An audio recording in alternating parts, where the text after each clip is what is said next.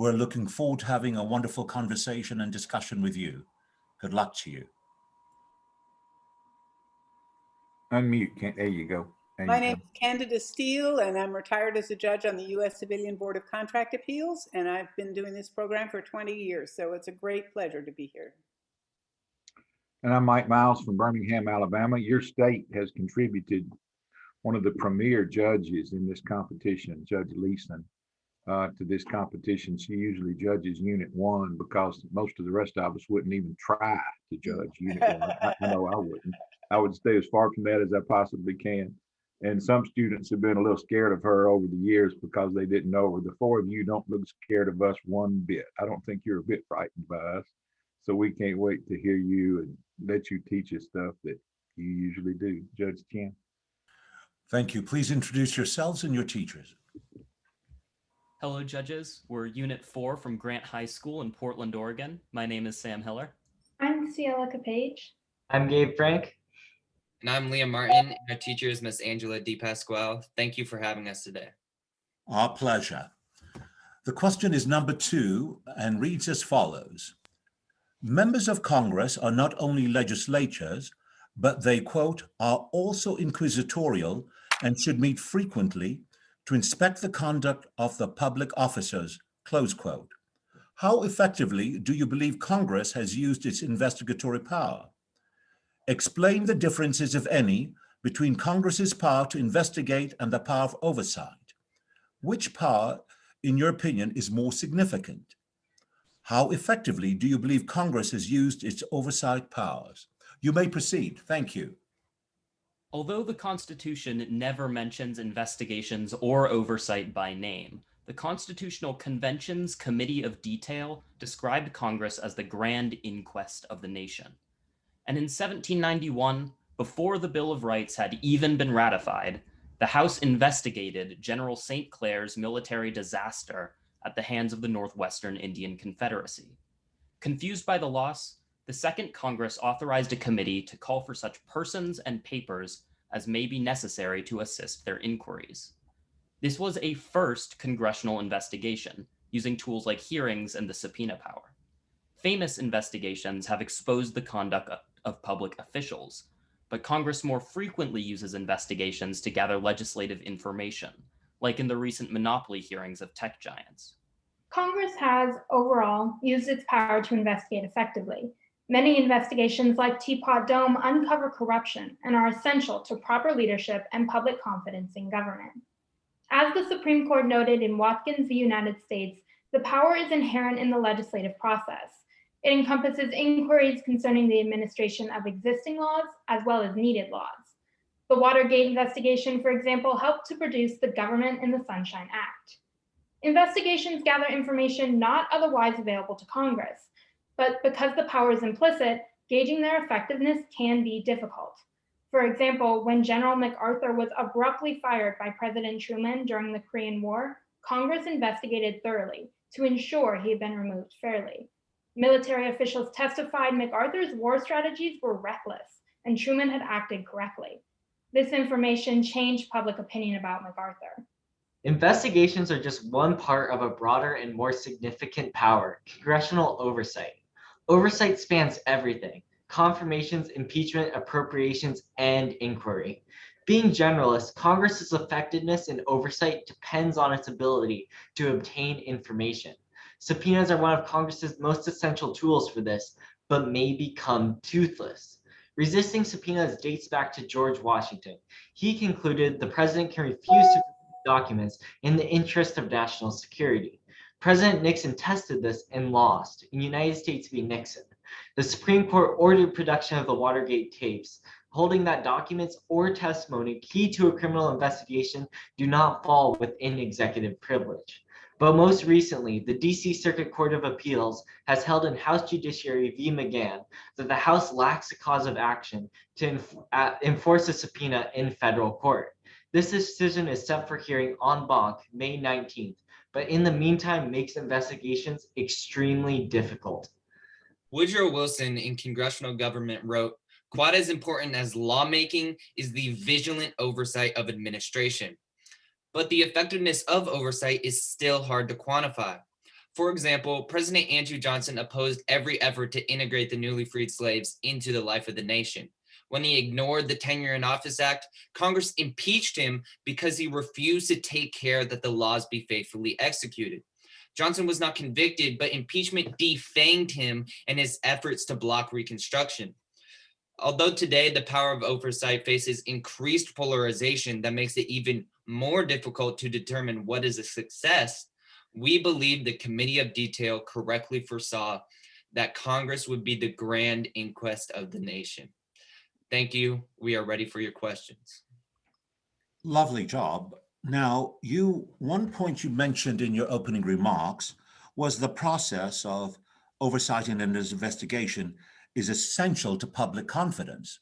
But given the media portrayal of what we've observed, the partisanship that has existed, how do we create this level of confidence in what is taking place in Congress? Any thoughts? One way to create more confidence in investigations is to create a bipartisan committee or commission. We saw this in the 9/11 Commission, which has since been held as a gold standard in investigations. It was 50% Democrats and Republicans.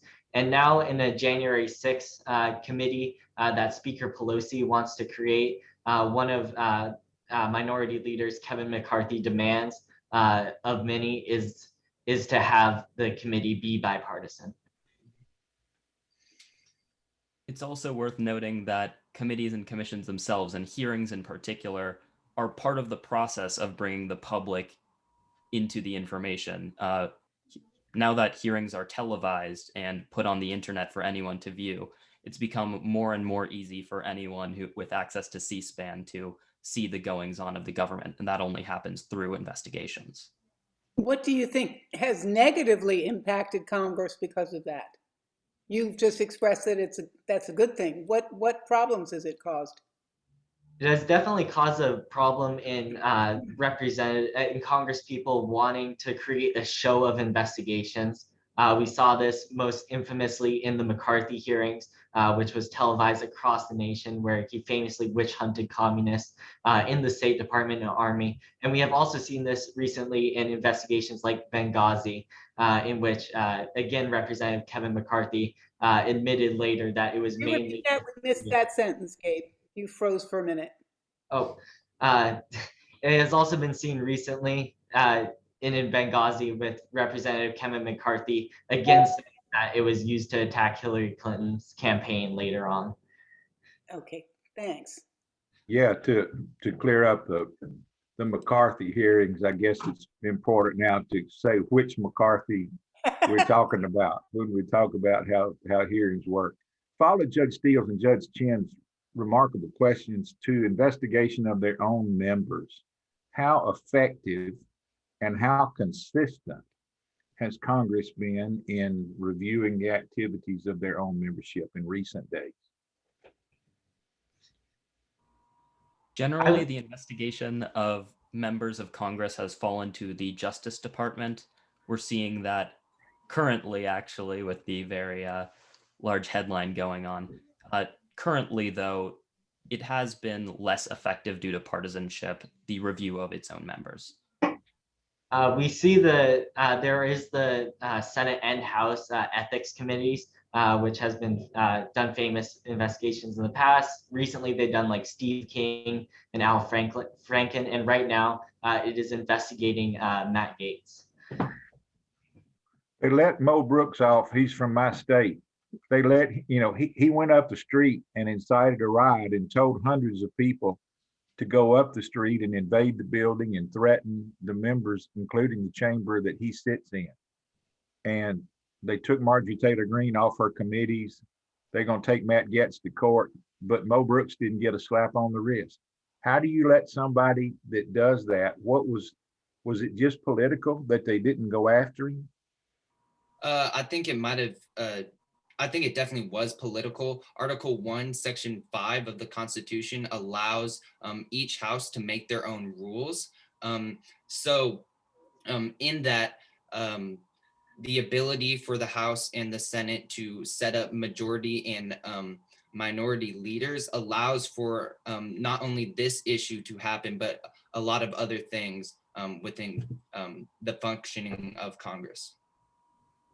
I Thank you. definitely, Oh, go ahead. I'm sorry. I definitely think with some of those Congress people who helped inspire and incite the insurrection, especially those who voted against the election results, there should definitely be more proceedings against them than what we have seen. Again, like you said, only Marjorie Taylor Greene got taken off. I recommend that more. I'd also recommend in some cases for the House and Senate to consider their ability to remove Congress people with a 2/3 vote. Thank you. Thank you. Now, earlier you had mentioned in your opening remarks one area where Watergate resulted in some sort of legislation. Can you think of other situations where any investigation resulted in significant legislation or other benefit to our country? One of the Um, most important oh. investigations would be in the Pecora Commission. It investigated the causes of the Great Depression and resulted in the Glass-Steagall Act, as well as the Securities and Exchange Act, which created the Securities and Exchange Committee, which staved off another major financial crisis until 2008. One investigation that hits pretty close home for me actually is the VA scandal of 2014, because my dad works for the VA. After the large corruption and long waiting lines that was found within the VA, Congress appropriated billions, $10 billion to the VA to prevent corruption from happening again by issuing more oversight. A vital investigation was the KKK investigation, which produced the Enforcement Act of 1870 to curb resistance to the 14th and 15th Amendments, as well as the KKK Act of 1871, which gave the president military standing to curb insurrectionist behavior in the southern states. Another investigation that's less talked about is after World War II, the investigation into Pearl Harbor actually led to the CIA Act being passed, which formed the CIA, and an additional act which restructured the then Department of War into the current Department of Defense. Lovely. Judge Steele? What powers, if any, has Congress ceded to the executive and judicial branches? So over time, as we become a stronger federal government and as the duties have piled up for Congress to address, we've seen them cede more powers over to the executive. We see this often in the proliferation of executive orders in the last century, as well as acts like the War Powers Act, though wanting to restrict the president with that, also allowed the president to create broad authorizations for wars, which we see in things like Iraq and Yemen, which Congress tried to end but failed to. However, we've seen a little bit of more recently, and especially after the New Deal, Congress being a little bit more cautious about this, leading to the creation of several independent agencies, which are technically still part of the executive, but are self-run. There's been some controversies as to whether the president can appoint and remove people from those agencies, though. Like post offices. Right. Okay. Mike, Marcy, you have a question? how much time do we have left, Marcy? Go ahead, Judge Jen. 4 minutes? Go ahead, Mike. Oh, okay. Well, Oregon, not that many years ago, had a very effective senator named Robert Packwood.